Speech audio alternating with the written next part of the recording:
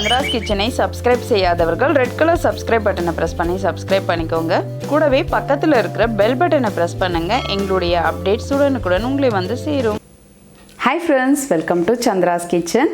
நீங்கள் எல்லோரும் லைவில் வந்து சமைங்கன்னு கேட்டுட்டு இருந்தீங்க. ஸோ உங்களுக்காக வந்து லைவில் வந்து சமைக்கலாம் அப்படின்னு முடிவு பண்ணியாச்சு.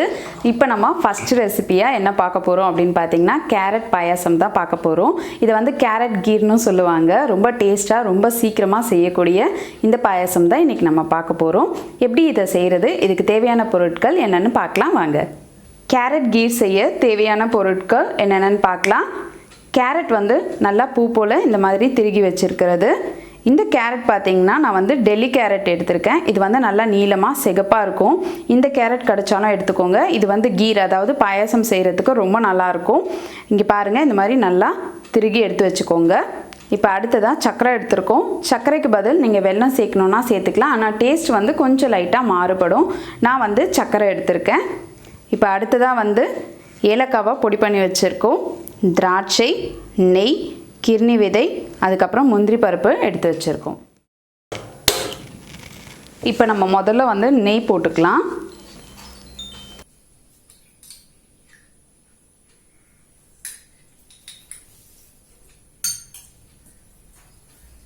இப்போ வந்து நெய் வந்து கொஞ்சமாக காஞ்சிட்டு இருக்கு. இப்பயே வந்து நம்ம முந்திரி பருப்பு சேர்த்துக்கலாம்.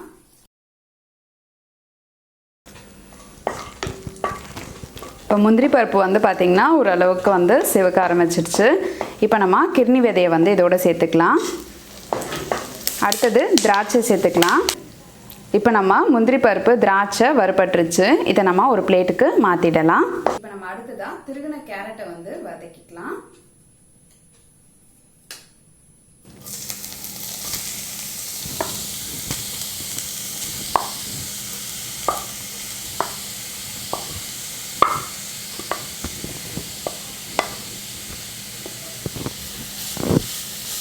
இந்த கேரட் வந்து பார்த்திங்கன்னா நெய்யில் வதங்கும் பொழுது நல்ல ஒரு வாசனை கொடுக்கும். இந்த வாசனை வந்து நல்லா வரும்பொழுது நம்ம வந்து இதை வந்து கொஞ்சமாக பால் விட்டு வதக்கிக்கலாம். இப்போ பார்த்திங்கன்னா கேரட் வந்து இந்த பச்சை வாசனைலாம் போயிட்டு நல்லா வந்து ஒரு அந்த ஸ்மெல் வந்து நல்லா கொடுத்துட்ருக்கு. இப்போ நம்ம ஒரு 2 ஸ்பூன் கேரட்டை மட்டும் எடுத்து தனியாக வச்சிடலாம். ஸோ நம்ம நெய் வச்சுருந்தோம் இல்லையா, அதுலேயே வந்து இதை எடுத்துடலாம்.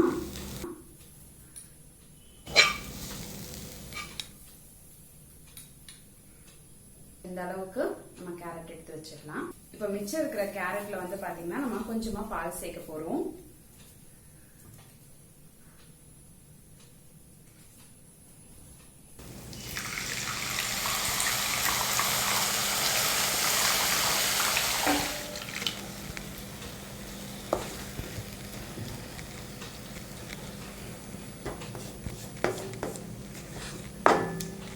இப்போ இது கொஞ்சம் வேகட்டும். இப்போ வந்து கேரட் நல்லா வெந்துருச்சு இந்த பாலோட சேர்ந்து. இப்போ நம்ம மிக்சர்ல இதை வந்து சேர்த்துக்கலாம்.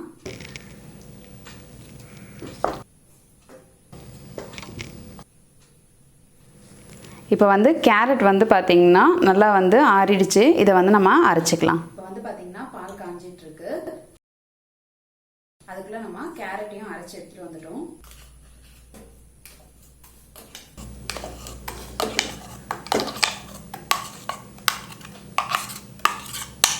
இப்போ நம்ம கேரட் ஏற்கனவே வதக்கி வச்சிருந்தோம் இல்லையா, அந்த கேரட்டையும் இதோட சேர்த்துக்கலாம். இப்போ இதை நல்லா கலந்துடலாம். ஆல்ரெடி வந்து பால் வந்து காஞ்சது பால் தான், அதனால வந்து ரொம்ப கொதிக்க வைக்கணும்னு அவசியம் இல்லை. மிதமான சூட்டில் இருக்கும்பொழுது நம்ம கேரட்டையும் அந்த கேரட் விழுதியும் சேர்த்துக்கலாம். சேர்த்துட்டு இதை நல்லா கலந்து விட்டுடலாம். கேரட் வந்து குழந்தைங்களுக்கு கொடுக்கும்பொழுது ரொம்ப வந்து சத்தானதும் கூட. இப்போ நம்ம இனிப்புக்காக சர்க்கரை சேர்த்துக்கலாம். சர்க்கரை வேணான்றவங்க வெல்லம் சேர்த்துக்கோங்க.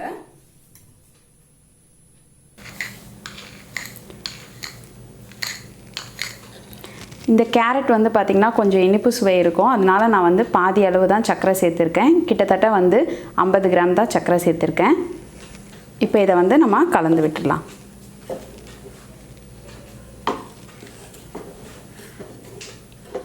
இது கூட நம்ம வந்து ஏலக்காய் பொடி வந்து சேர்த்துக்கலாம்.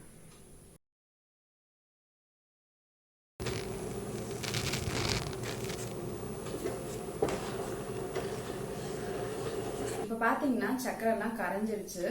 இது வந்து சக்கரை கரைஞ்சதும் நம்ம வந்து முந்திரி திராட்சை இதெல்லாம் வறுத்து வச்சிருக்கோம் இல்லையா, அதை வந்து இதோட சேர்த்துக்கலாம்.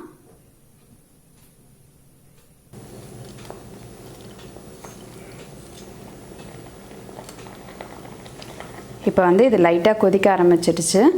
இப்போ நம்மளுடைய சுவையான கேரட் கீர் அதாவது கேரட் பாயாசம் ரெடி ஆயிடுச்சு. இப்போ நம்ம ஸ்டவ் ஆஃப் பண்ணிடலாம். இப்போ நம்ம வந்து இதில் சுகர்லாம் கரெக்டாக இருக்கா அப்படின்ட்டு செக் பண்ணி பார்த்துடலாம்.